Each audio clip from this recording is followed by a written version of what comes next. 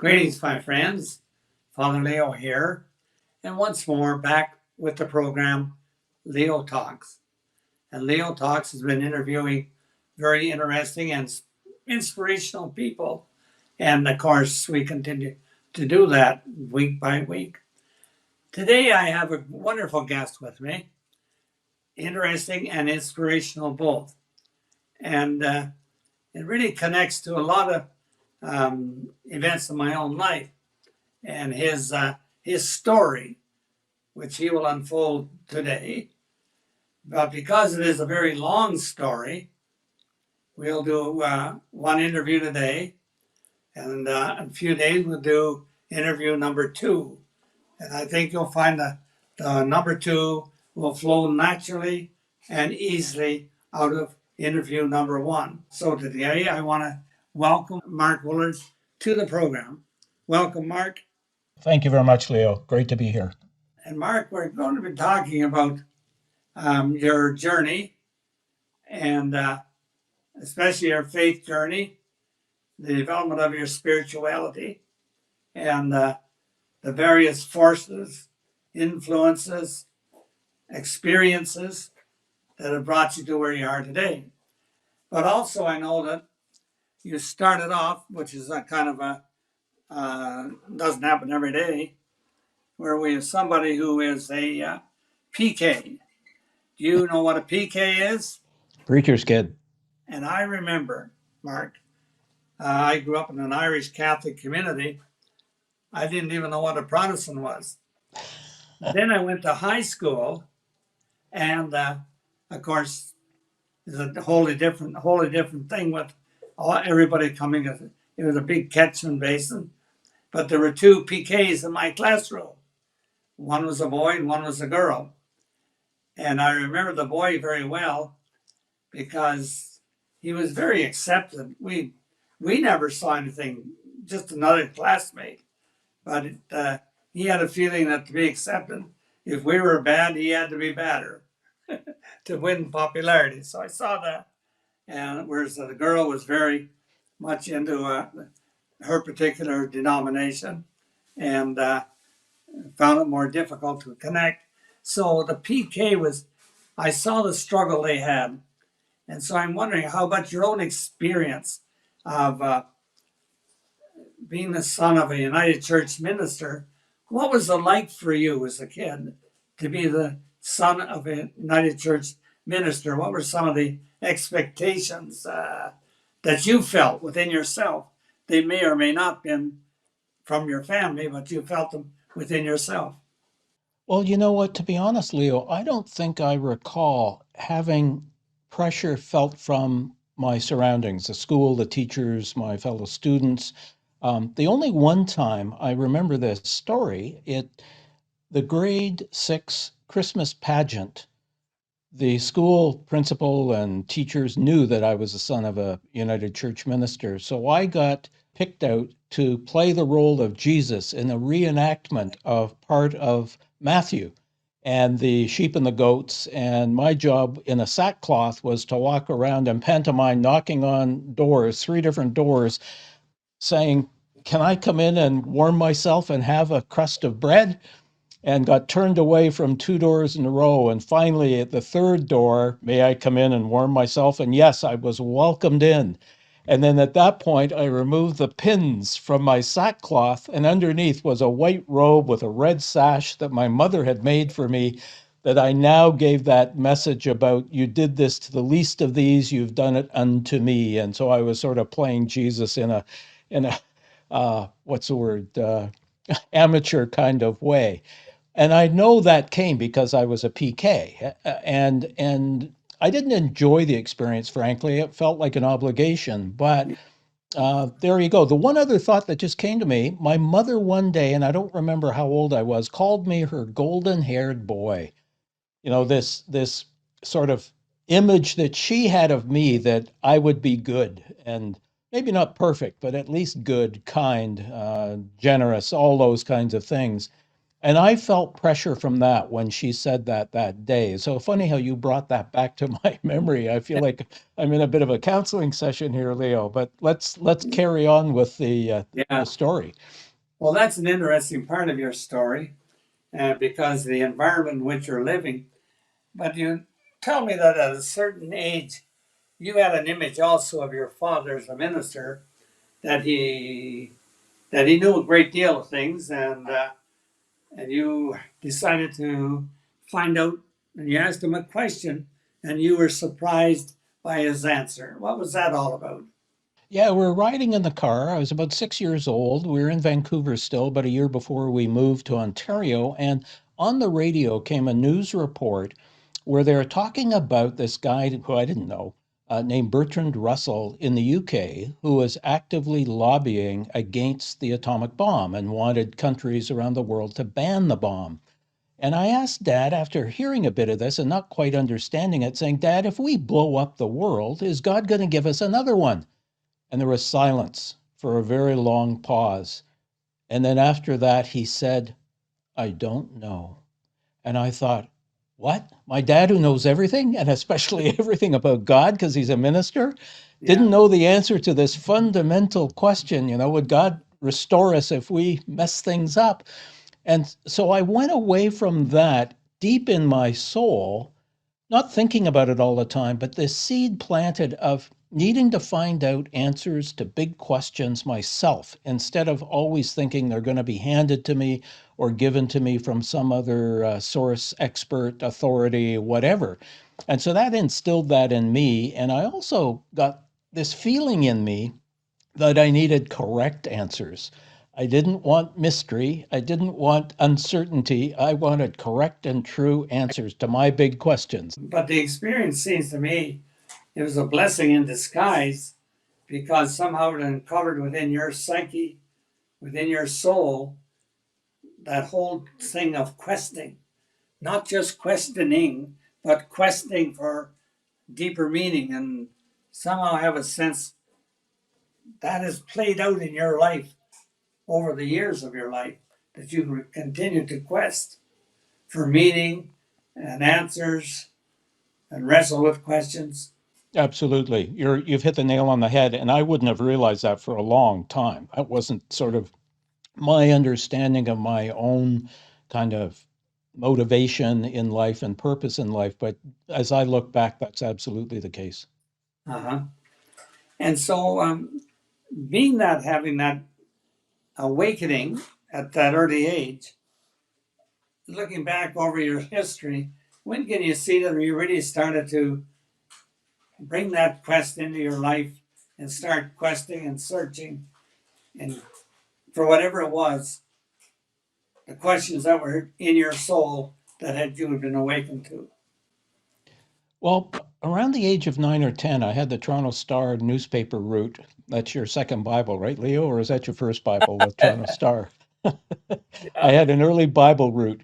And I remember distinctly, I'll never forget this, straddling the bike, stopped at around Dixie Road and Dundas Highway in Mississauga, and thinking to myself, in about 15 years, I'm going to have my PhD, and then I'm going to know everything I need to know about the subject that's most interesting to me, which at that point was mostly me trying to figure me out and a little bit about what life was about.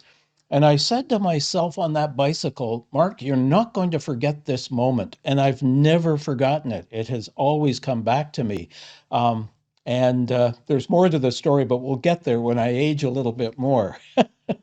Because after having that experience, a lot of time went under the bridge, and I got to high school and I slacked off. I wasn't so perfectionist motivated as I had been in elementary school, trying to do my best and always get straight A's and all that sort of stuff, which was driving me in my elementary school years. But in high school, marks came really easily, so I didn't work hard. I slacked off and I discovered marijuana. And that was such a relaxing experience for me. I wasn't ever, I would say, addicted to it, but it was a nice enough of a diversion for me that I just didn't feel driven academically to do so well. But then at 17 years of age, and about grade 12, well, it was grade 12, I went into a real depression, mainly about a girl, and that's a whole other story, Leo. We don't want to get into that today. No, you Um, you and I can both tell stories about high school and girls. I think most men can. So that's for another time. But a feeble suicide attempt led me to realize I got to do something about this. And it's what motivated me to, in going to university, Queens, to sign up for the honors BA in psychology program, to take an honors in psychology, a major, and go through that thinking that this academic world of professors and psychology and so on was going to help me figure out who I am and why would I feel depressed and where would I be struggling emotionally, mentally inside.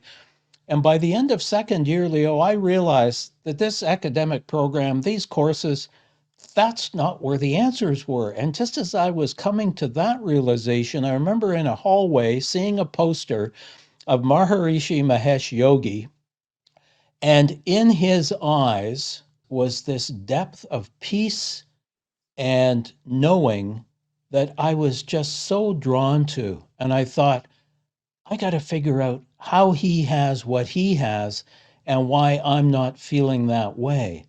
And so I signed up for Transcendental Meditation one weekend in February of 1972, learned TM, and in that first meditation had the deepest experience of peace that I'd ever felt. Marijuana didn't touch it whatsoever. It was this depth of peace and well-being that I'd been looking for all along and thinking that academia and academic knowledge was going to give that to me. And it clearly wasn't. It was this personal experience of who we really are inside, which is a being, a child of God, loved by God, with God's image implanted in us, and simply calling us to open up to the truth of that presence, of that God within who loves us unconditionally. And so in that moment of deep peace, I realized I don't know if I can finish this BA in psychology. I ultimately did because enough good advice came from outside people who said, if you don't get this degree,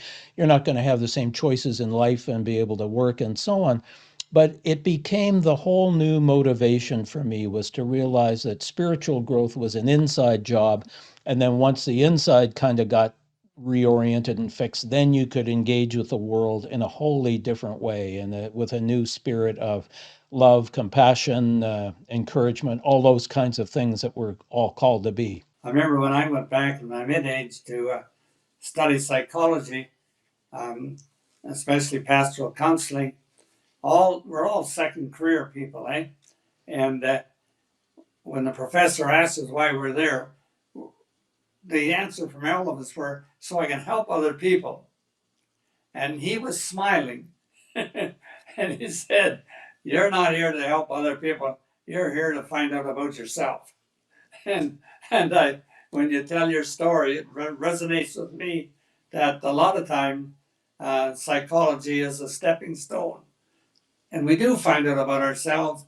And for you, leading you into transcendental meditation, and then surprisingly, I heard you say that it opened you up to a new awareness of God, which I was surprised that transcendental meditation was the window through which you look to see and experience the presence of God within you.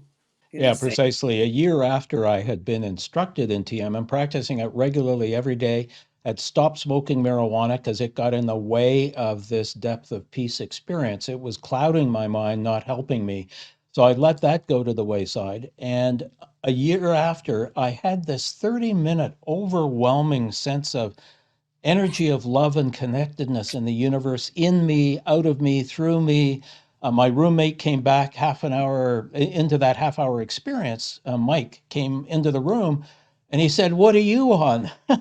I said, "I'm not on anything. I'm just having this blissful, joyful, amazing experience." And when I looked at Mike and thought about anybody else, I could see this presence in him, in them.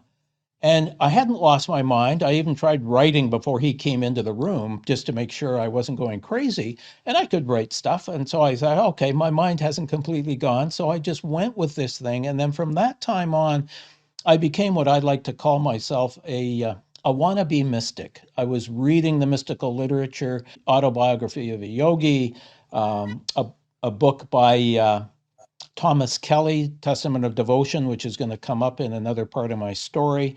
And William Buck wrote a book called Cosmic Consciousness. And I read that book cover to cover and was starting to get a more an intellectual understanding of what this overwhelming spiritual experience had been. But I decided right then and there, I'm not going after my PhD. Given that the book learning for my BA had gotten me nowhere in terms of this Right. understanding of myself, I thought, no, I'm letting it go. And so that dream on my bicycle when I was 10 years old in 1960 about having my PhD, it just disappeared. And with no regret and no sort of sense of loss or having given something up.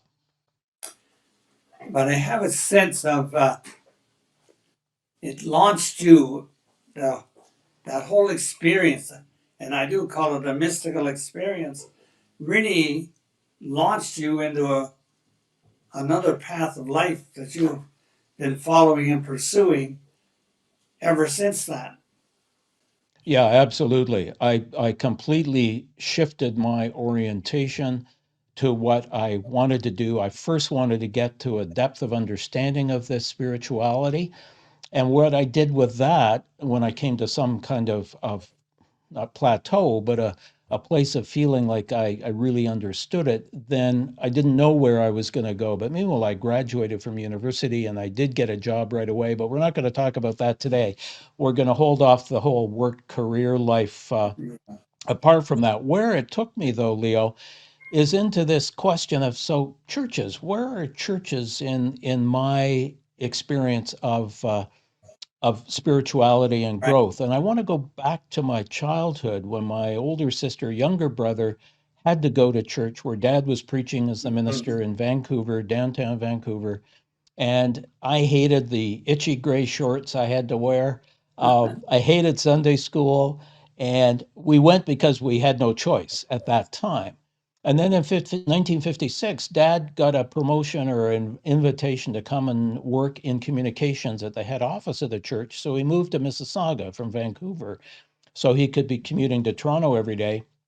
And so I kept going to his church, our church in Mississauga, Right. until the age of 12. And the confirmation course that my dad actually led, I got the confirmation of, you're now a United Church member of not quite adulthood, but, you're Right.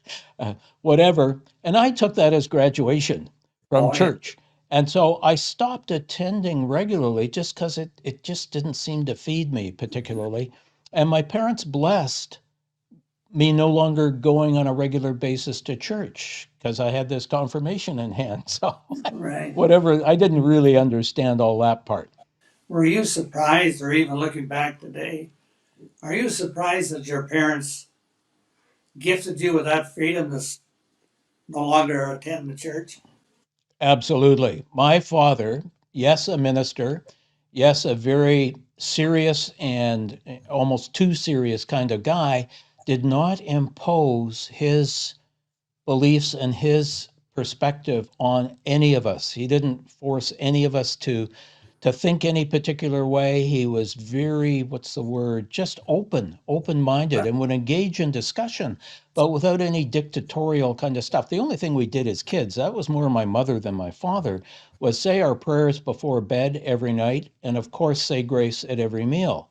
That was a given, and I was quite happy with doing those things. Although the now I lay me down to sleep childhood prayer, just when I think of it now, it just seems kind of almost superficial. But we did it, and I said it, and yeah. But yeah, I give my dad great credit for his openness. I think if he had pushed us to continue on and the discipline of going to church, I would have rebelled even more. So Rebelled. All right. yeah. Yeah. Yeah, it's interesting to talk about. I remember when I was a kid growing up, there was 11 of us, and My father promised his mother before she died that he would have his family pray the rosary every night. Well, I can tell you, 11 kids kneeling down on the floor, and actually some of us enjoyed it because we would pinch one another, and we had a lot of fun during the rosary because we acted up and hopefully that we didn't get caught. But night prayers it just was. And looking back, it probably didn't do us any harm, but it set the stage for prayer later in life. That prayer would be a strong spiritual practice. And you feel a transcendental meditation. This seemed to have been a big key in your life, though, that it really did open you up and give you that mystical experience. And the depression that I'd had in grade 12 and 13 that led to that feeble suicide attempt, especially grade 12, that depression never came back. What No. did come back as that was working itself out, as the healing process from meditating regularly unfolded, was that internal anger or anger turned against yourself, which is some way of describing depression. I became angry outward, and Uh, I would quickly react whatever negatively to things around me, situations or people or whatever, that was now projecting the anger out. And it took some time of regularly meditating for that to kind of resolve and get into a more normal, controlled situation. And I still occasionally react. I still get my elbows up sometimes. So but I hear you saying, though, that um, your mother, be a good boy, being angry and being aggressive and stuff kind of resulted in repressing a lot of anger within yourself. And as Carl Jung said, a psychiatrist, said, if we listen to our depression, it generally has a message for us. And I have a sense that it taught you or forced you or brought you to find a way out of it rather than pills or psychotherapy. yeah, that's correct. Yes. But it was kind of a working it through on my own with the guidance of the mystics and so on that Yeah. I was trying to understand and grow with. But yeah, But I also got a sense you're telling me that you no longer turn your anger against yourself and probably acted it out, and did other people kind of become a lightning rod for your anger? not so much individuals, but the systems, and in particular, the presence of poverty and the welfare system in Ontario became a focus for my future career, and where I felt like a rich society like Ontario should be able to do right by people who are single parents, the disabled, people, whether mental or physical, that we should be able to support people in those situations to the extent that they need that support. And a wealthy society should be able to help the poorest and the most vulnerable. So that became a kind of an underlying motivation for me, career wise and purpose in life wise, was to Uh-huh. try to get the system repaired, as it were. Yeah. So I guess that's where social justice was awakened within you, the injustice of society, and your concern, your feelings about a just society surfaced. Absolutely. In fact, my father, being a lifetime member of the CCF NDP, Oh, and uh, that's uh, he was a volunteer for Tommy Douglas's election back in the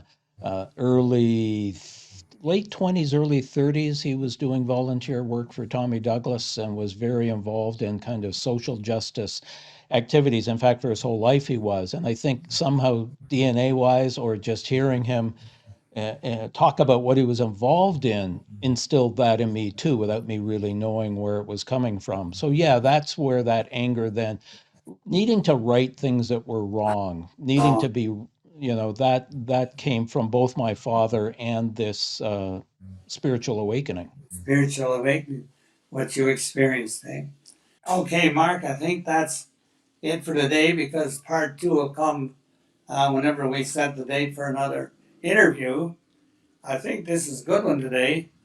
That whole thing of that quest you had, the questing, and that hunger and thirst within you, and how it has really been the force within you that just moved you through all those different ages and stages to where you are today. And I think that you yourself would claim that you are a mystic. Well, I'm a wannabe mystic, Leo. There are days where I feel far, far away, but there are other days where I feel so close I can just taste it. So it's, Taste it. yeah. Yeah. Okay, well, Mark, that's really tremendous what you've shared here today, what we've talked about. And I'll look forward to doing interview number 2 in a few days. And we can set a date for that and give a call. And we can talk about how you moved with the various churches as this journey that you've been on, as you made that journey to the point of where you are today, as far as your own spirituality is concerned. So I look forward to following this up with interview number 2, Mark. Perfect. Look forward to it. God bless.